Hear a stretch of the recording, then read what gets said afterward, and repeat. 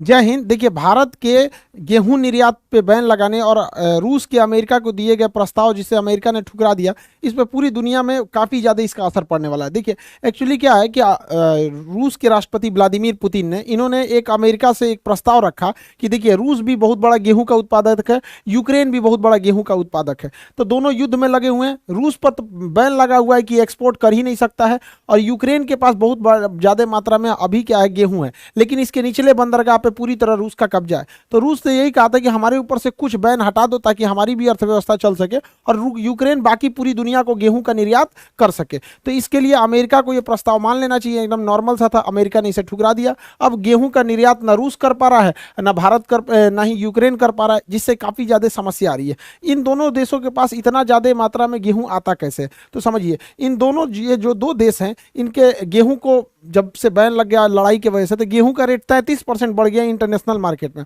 ये जो यूक्रेन है और रूस है, इनके बॉर्डर पे एक घास का मैदान है जिसे हम लोग स्टेपी घास का मैदान कहते हैं। स्टेपी घास के मैदान की विशेषता है कि इसमें दो टाइप का क्वेश्चन पूछता है। स्टेपी घास का मैदान ये यूरोप और एशिया के दोनों के बॉर्डर पे आ जाता है, यूरेशिया। इसमें पेड़ नहीं पाए जाते हैं, इसलिए कई बार क्वेश्चन पूछता है वृक्ष रहित घास किसको कहते हैं? स्टेपी को कहा जाता है।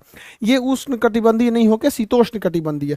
तो यहाँ पर ये इसके यहाँ पर गेहूं के उत्पादन के लिए काफी अच्छा क्लाइमेट मिल जाता है, इसलिए इसे दुनिया का ब्रेड बास्केट कहा जाता है, रोटी का कटोरा हो जाता है। इसे यूक्रेन को कहा जाता है स्टेपी घास का मैदान। लेकिन याद रखिएगा, स्टेपी घास का मैदान ये तो एशिया वाला एरिया आ जाता है, ये यूरोप वाला, तो इसलिए इसे यूरेशिया भी कहा जाता है। कहेगा स्टेपी घास का मैदान तभी यूक्रेन होगा, लेकिन कह देगा स्टेपी मरुआ स्थल तो कजाकिस्तान हो जाता है।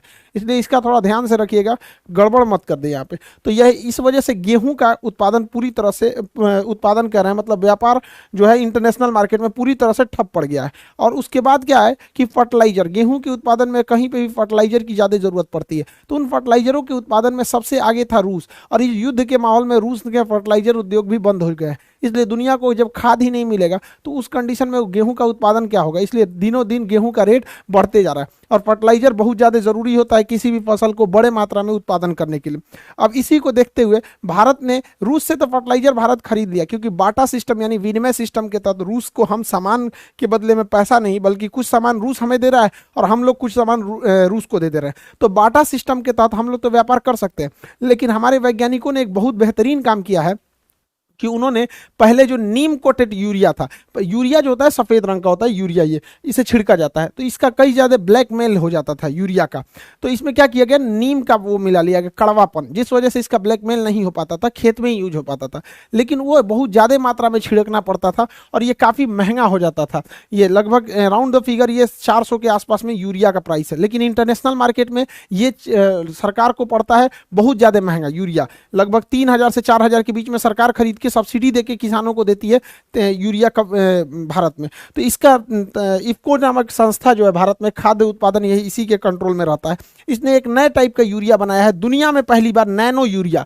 नैनो यूरिया पार्टिकल जबरदस्त इसलिए है क्योंकि यह महज आधा लीटर से 1 एकड़ जमीन में इसके यूरिया का छिड़काव किया जा सकता है। और आधा लीटर 250 रुपये खर्च आएगा, 250 में 1 एकड़ किया जा सकता है। यानी जहां 50 बोरा लगता था वहां आधा लीटर लगेगा। अब इससे क्या है कि अब जब आधा लीटर ही खरीदना है तो महंगाई ज़्यादा मायने नहीं रखती है, जब क्वांटिटी ज़्यादा खरीदना है तब ना आदमी महंगा खरीदता है।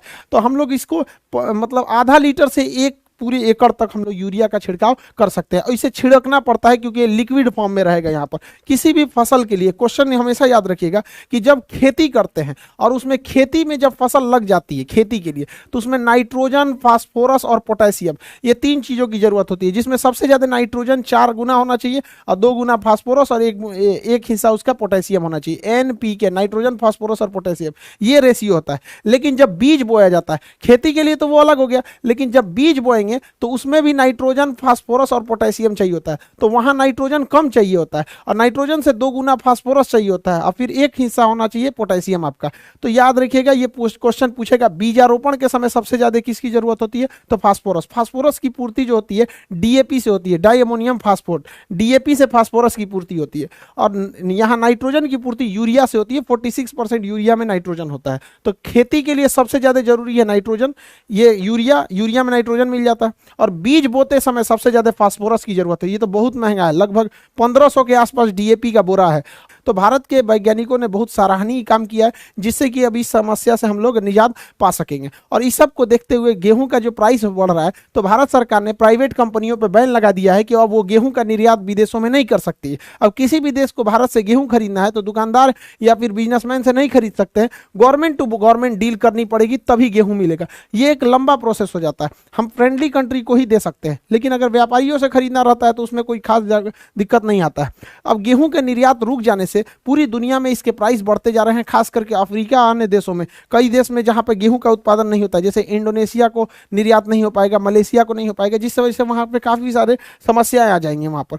इससे के लिए आईएमएफ जो है भारत सरकार से भीख मांग रहा है। लिटरली वो क्या कह रहा है कि हम भारत से भीख मांग रहे हैं कि आप गेहूं के निर्यात को जल्दी से जल्दी ओपन कीजिए, ताकि अन्य जगहों पर गेहूं की किल्लत ना हो जाए। क्योंकि जैसे जैसे गेहूं का किल्लत आएगा, इकोनॉमी दूर, अर्थव्यवस्था चौपट होगी, तो लोग आईएमएफ के पास दौड़ेंगे। ये आईएमएफ पे भरोसा मत कीजिएगा, ये चोट्टा पूरी दुनिया को ये मतलब ये हमेशा अपना फायदा सोचता है और अमेरिका के हिसाब से चलता है। आईएमएफ की कहानी हम आपको बताते हैं। 1991 में भारत की स्थिति इतनी खराब थी कि महज 15 दिन का हमारे पास पैसा बचा हुआ था।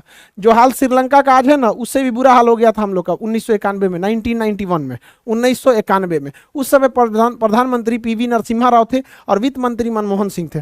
पीवी नरसिम्हा राव का दिमाग ही हिल गया, क्या करना चाहिए। उन्होंने सारी जिम्मेदारी वित्त मंत्री मनमोहन सिंह के ऊपर दिया था और हम लोगों को अपने रिजर्व बैंक का सोना गिरवी रखना पड़ा था, तब जाके हम लोग को पैसा मिला था। और आईएमएफ ने हमें शर्त रखा था कि आप अपने यहाँ लिबरलाइजेशन कीजिएगा, यानी विदेशी कंपनियों के साथ भेदभाव नहीं कीजिएगा, उनको भी बराबर का मान्यता दीजिएगा। प्राइवेटाइजेशन कीजिएगा, प्राइवेट कंपनियों को भी आने दीजिएगा। ग्लोबलाइजेशन मतलब होगा कि विदेशी कंपनियों को आने से नहीं रोकिएगा।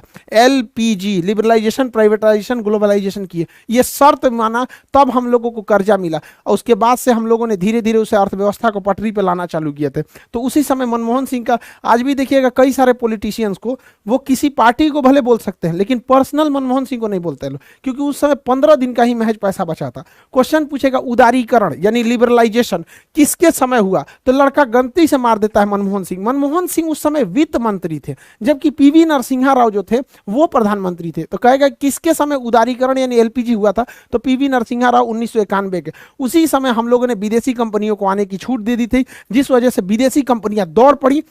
भारत में कारखाने थे नहीं। 1991 में जैसे हम लोगों ने विदेशियों को खोला, विदेशी कंपनियां टूट पड़ी भारत में। और जैसे वो टूट पड़ी तो भारत में इंजीनियरों की हैवी डिमांड होने लगी, क्योंकि वो इंजीनियर तो घर से नहीं लाएंगे, और यहाँ इंजीनियर थे नहीं, तो यहाँ जो भी इंजीनियर थे उन लोगों का हैवी डिमांड हुआ, बहुत सैलरी मिलने लगा। तो एकदम दिमाग में बैठ गया, जिसको देखो इंटर पास इंजीनियर आज इतना ज़्यादा भर गए और फैक्ट्रियाँ तो आ नहीं रही हैं। तो ये 1991 में था। यही आईएमएफ है जो भारत को उस समय आंख दिखाता था, और आज भारत से यहाँ पर ये लोग भीख मांग रहे हैं। और अजीब स्थिति है, देखिए पाकिस्तान भीख मांग रहा है आईएमएफ से और आईएमएफ मांग रहा है भारत से। ये स्थिति है, ये भारत के किसानों के बदौलत है। इनका कहना है कि गेहूं पे से निर्यात को प्लीज हटा दीजिए। मोदी जी से जाके बोल रही, अजब हाल है। मोदी जी से सुने, अच्छा गेहूं से निर्यात हटाना है। इन्होंने गेहूं से तो हटाया नहीं, बल्कि चीनी पे भी बैन लगा दिया। अब चीनी भी नहीं दे सकते, और साथ साथ चावल पे भी लगा दिया। जा लो, जा मांगने गए थे, समझ में नहीं आ रहा किससे कर। भाई हम लोगों को हमेशा अपना देश देखना चाहिए, बहुत अच्छा डिसीजन है। पहले हम अपना देश देखेंगे, बाद में दुनिया को देखेंगे। आईएमएफ वालों पे कोई भरोसा नहीं है। हमेशा याद रखिएगा, अपने देश के साथ जिसने भी गद्दारी किया उसे कभी नहीं भूलना चाहिए, चाहे कुछ भी हो जाए। 70 के दशक में जब हमारे यहाँ गेहूं नहीं था, हमारे यहाँ सूखा पड़ गया था, तो हम लोग अमेरिका से गेहूं मांगे थे, भीख नहीं मांगे थे, खरीदे थे। तो अमेरिका ने सुअर को खाने वाला गेहूं दिया था भारत को। सोचिए, सुअर को जो खाने के लिए गेहूं दे। आज ये हम लोग को कह रहे हैं कि हम लोग के गेहूं का निर्यात कर देना चाहिए। इन सब पे कभी भरोसा नहीं करना चाहिए। कभी भी अपने देश के साथ हुए गद्दारी को नहीं भूलिएगा, अपने आखिरी सांस तक। याद कीजिए, आज से 2 साल पहले जब डोनाल्ड ट्रंप प्रधानमंत्री थे, वहां के राष्ट्रपति थे, जब कोरोना का संकट आया था, उनके यहाँ दवाइयों की खोज ऐसा लगा था कि पहले हो जाएगा, तो उन्होंने अपने यहाँ दवाइयों के निर्यात पर बैन लगा दिया था। इवन कि सिरिंज तक पे भी बैन लगा दिया था कि सब सिरिंज कहां से यूज करेगा, सब भारत वालों को तो इतना आता नहीं है, कहां से लाएगा सब। देख लो अमेरिका, मार दिया गया आदमी तमाचा यहाँ पे तुमको, लोल कहीं का। आज हम लोग पूरी अपने देश की पूरी जनसंख्या को हम लोगों ने वैक्सीनेशन लगा दिया। दुनिया में जहां भी वैक्सीन लगी हुई है उसमें सबसे ज्यादा योगदान भारत की है यहाँ पर। तो ये लोग बैन लगा दिए। तो ये जब इनका देश करेगा ना कुछ, तो सब सही है। ये जिसका मन जहां बम मार देंगे, लीबिया में जाके मार देंगे, तुर्की में मार देंगे, सीरिया में मार देंगे, कहीं मार देंगे। और जहां हम लोग कश्मीर में जाएंगे तो कह देंगे पंचायती करने आने के लिए। इसलिए हमेशा अपने देश के बारे में सोचना चाहिए। बहुत अच्छा डिसीजन है भारत सरकार का, बैन नहीं हटाना चाहिए। दुनिया को भी तो समझ में आए। अच्छा ये बताइए, पेट्रोलियम देशों का अपना संगठन है, वो लोग का देखते हैं कि पेट्रोल महंगा हो गया तो पेट्रोल का बेचना ही बंद कर देते हैं। महंगा हो जाता है तब बेचते हैं। चोट्टा कहीं का, पेट्रोल तुम बेचोगे अपने हिसाब से, गेहूं बेचेंगे हम लोग नहीं। तुम पेट्रोल रोको, हम गेहूं रोकेंगे। सैल्यूट है किसानों को। यहाँ पर हम लोगों को ऐसा होना चाहिए और आईएमएफ को घुटने पे लाना चाहिए। आईएमएफ कहता है कि दुनिया में जो भी व्यापार करना है 5 गो मुद्रा में कीजिए। Special driving right, special driving right, इसे कागजी स्वर्ण भी कहते हैं, एसडीआर। क्या क्या भैया? तो अमेरिका का डॉलर, यूरोपीय यूनियन का यूरो, चीन का युआन, जापान का येन और ब्रिटेन का पाउंड स्टर्लिंग। मतलब 5 देश में व्यापार कर सकते हैं हम लोग। हम लोग रुपया में व्यापार नहीं कर पाते। वो किसी देश से अच्छा रिलेशन है, जैसे ईरान से है हम लोग का मित्रवत रिलेशन है, तो ईरान का पेट्रोल का पैसा हम लोग डॉलर में न करके रुपया में कर देते हैं। अमेरिका उस पर भी घुसी आता है। तो भारत सरकार को भी बैन लगा, इस तरह पे प्रेशर लगाना चाहिए कि भैया जब चाइना का शामिल कर दिए तो हम लोग का भी शामिल कर दो। मौका मिलना चाहिए ऐसा, ताकि स्ट्रिक्ट एक्शन लेना चाहिए। आज हमारा देश पूरी दुनिया के सामने एक पावर बन के बैठा है किसानों के बदौलत। सोचिए, पूरी दुनिया का, हम भारत की बात नहीं करें, पूरी दुनिया में 35% लोग जो खाना खाते हैं वो भारत के किसानों से जाता है। रीजन समझिए, दुनिया का 17% लोग तो अकेले भारत में रहते हैं, और भारत में जो लोग खाना खा रहे हैं भारतीय किसानों ने जो उनको उगाया है। इसके अलावे, इस 17% के अलावे हम लोग निर्यात करते हैं। तो पूरी दुनिया में जिन लोगों के मुंह में अनाज जा रहा है, जो खाना खा रहे हैं ना, वो 33% भारत के किसानों ने उपजाया है।